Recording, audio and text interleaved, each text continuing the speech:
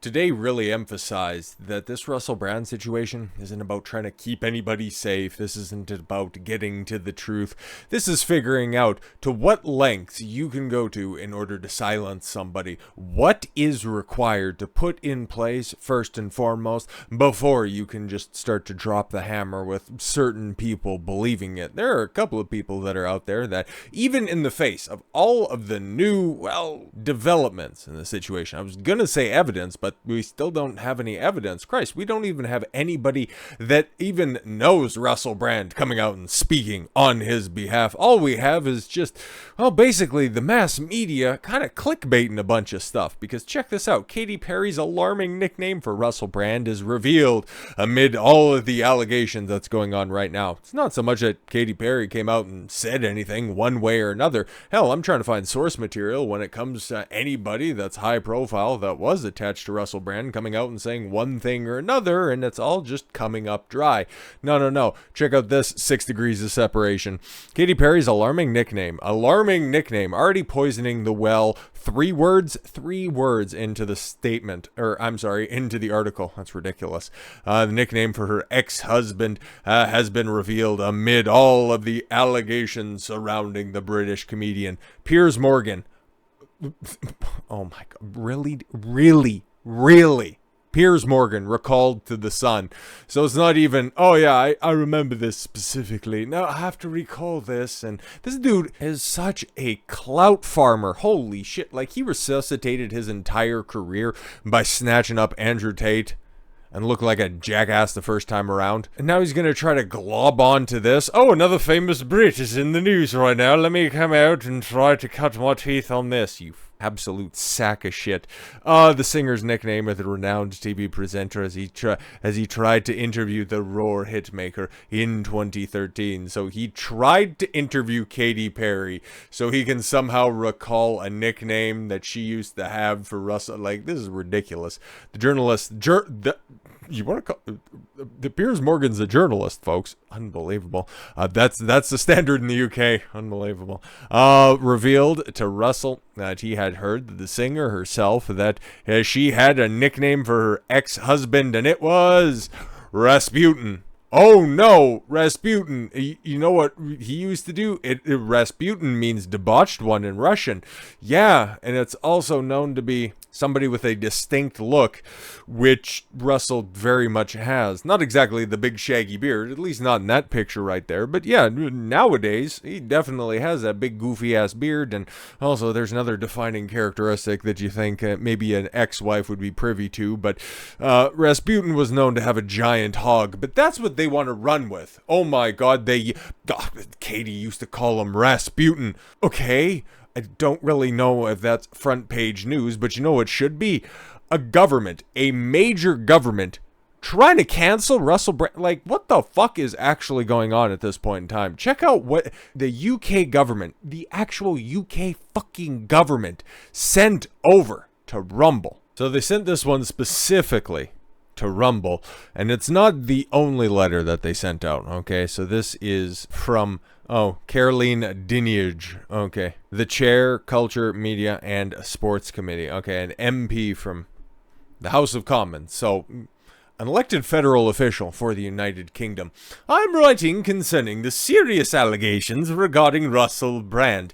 Allegations. Again, this is just all allegations. No police reports, no convictions, no trials, nothing like that. This is serious allegations, because why? Women most affected. Do we even know who the women are? Fuck no. All we know is that there's allegations, some women cried somewhere, and there needs to be retribution for that. Fuck off. In the context of this being a content provider on Rumble with more than 1.4 million followers. Yeah, Russell Brand, he's right up there. He's one of the big fish for Rumble, which, if you take a look at the litany of people that have high profile on Rumble, seems like all of them have been unduly prosecuted for one thing or another. Steven Crowder with his divorce and that Ring camera that magically got leaked, and then nothing else ended up coming out after that. Weird. Fresh and Fit, who I've talked about, quite extensively. Nick Rekieta Law, temporarily losing his YouTube account after it was mass flagged by a crazy tranny, who is now going through their regret arc. Who could have possibly seen that one coming? iShowSpeed and Kai Cenat as well. They kind of did it to themselves, one by whipping out his dick on camera and another one by inciting a riot, but Rumble didn't even after the charges against Kai Cenat ended up getting laid. It's funny how that story just completely disappeared into the ether. But Rumble, not for a second, decided, oh yeah, we're just going to go ahead and cancel them off the platform. Fuck no. What they do is totally removed from what they put up on Rumble. But as opposed to the bigwigs that are over there on Kick, the other emerging alternative, you got Aiden Ross doing one of the most obvious rug pulls, which I don't know if anybody bought that. Oh, he's going to have Kim Jong-un on stream. I'm sure he definitely is. So he blatantly lies and false advertises, a stream that's out there, and then immediately loses, sets a record for most live viewers on Kick, and then also simultaneously sets a record for biggest viewer drop in under a minute. Like, he's all well and good. XQC, same damn thing, hand out $100 million to a professional content thief. Yeah, no, it's all great over there, mostly because, it's backed by big gambling money and they don't even have free speech that's over there. But it's so funny how Rumble is the one that gets attacked all the time. Strange. The Culture, Media, and Sports Committee is raising questions with the broadcasters and production companies who previously employed Mr. Brand to examine both the culture and the industry in the past and whether that culture still prevails today. So yeah, can you just go back through all of the archives and see if you can potentially find something that we can use against them? That would be great. However, we are also looking at his use of social media, including on Rumble, where he issued his preemptive response to the accusations made against him by the Sunday Times and Channel 4 dispatches. That's so great. Hey, the government in the UK decided to use one of their many mouthpieces in order to disparage a citizen of their country. And we take the validity of them because it's basically our words. So if you could just, comply, that would be great.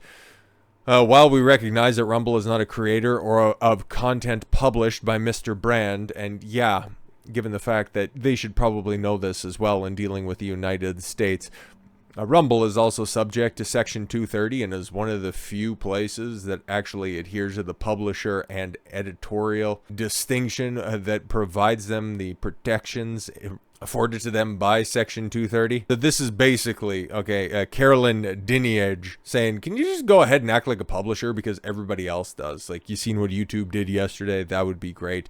I'm sure a ban on all of the meta platforms is very much forthcoming because, like I said, this isn't the only letter that got sent out. This is just one of two that I've seen circulated so far. But yes, while we recognize that Rumble is not the creator of the content published by Mr. Brand, we are concerned that he may be able to profit from his content on the platform, even though it doesn't have anything to do with these serious allegations at all. We just want him punished before due process takes place. That'd be great. We would be grateful if you could confirm whether Mr. Brand is able to monetize his content, including his videos. Why do you care? Why the fuck do you care about that? This is the Culture, Media, and Sports Committee. You could make a claim, if this was the UK equivalent to the IRS, if they were doing a tax inquiry. But again, that would go through their people. You wouldn't go directly to the platform itself.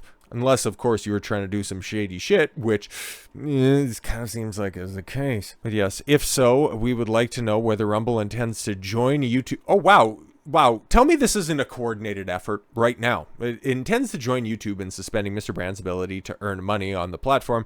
We would also like to know what Rumble is doing to ensure that creators are not able to use the platform to undermine the welfare of victims or of inappropriate and potentially illegal behavior. Go fuck yourself, you absolute piece of shit. I had a much more colorful term for that, but I think you can read between the lines. Like I said, it's not the only letter that got sent out there. The British government also sent a letter to TikTok as well, Dr. Theo Bertram, and yeah, it's basically written the exact same way I'm writing concerning serious allegations regarding Russell Brand.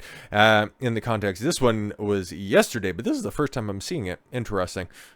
Why did it take them so long to get to Rumble? Weird. In the context as the user, yeah, with more than 2.2 million followers on the platform, while we recognize, yes, the content is basically written exactly the same. In following, see if they have the following YouTube. Okay. Whether Mr. Brand is able to monetize his TikTok posts, including videos related to serious accusations against them, what the platform is doing to ensure creators. No, it's written the same except for the, yeah, can you just go ahead and act like YouTube? That would be great. But Rumble put out a response that doesn't shock me coming from Rumble, because they are a very principled and the last principled platform that's out there. Because if you see what's going on, like, I like X, Twitter, whatever the fuck you want to call it, but at the end of the day, they're doing some shady shit that I'll be talking about in the future, trying to make it a completely pay-to-play platform. Yeah, I don't fucking think so. And then also still banning people just willy-nilly for whatever reason, still capitulating to the ADL. Yeah, I don't fucking think so. Rumble's the only place that's left, keeping it 10 toes down, because what they just sent to the UK Parliament. Okay, they already told France to fuck off. They've told a couple of other smaller nations. But the UK, arguably what? What would you put them? Top 5 powerful countries? Just told them to, fucking pound sand? Yo, man, this takes brass balls. Today we received an extremely disturbing letter from the committee chair of the UK Parliament. This is from the CEO, Chris Pavlovsky of Rumble, by the way. While Rumble obviously deplores sexual assault and all serious crimes, we believe that both alleged victims and the accused are entitled to a full and serious investigation. I love it. I love just this. Well, it's kind of unfortunate that I've got to profess my adoration for somebody just simply adhering to due process, but shout out Rumble, man. In the world of the blind, the one-eyed man is king. It is vital to note that recent allegations against Russell Brand have nothing to do with his content on Rumble's platform. Consistency, man, and adherence to principles. I can't express my adoration for this enough. Just yesterday, YouTube announced that based solely on the media accusations, unbelievable, it is barring Mr. Brand from monetizing his video content. Rumble stands for very different values. Love it, love it. We have devoted ourselves to the vital cause of defending a free internet, meaning an internet where no one arbitrarily dictates which ideas can or cannot be heard, or which citizens may or may not be entitled to a platform. We regard it as deeply inappropriate and dangerous that the UK Parliament would attempt to control who is allowed to speak on our platform or to earn a living for doing so, singling out an that's the word I was looking for. Singling out an individual and demanding his ban is even more disturbing, given the absence of any connection between the allegations and his content on Rumble.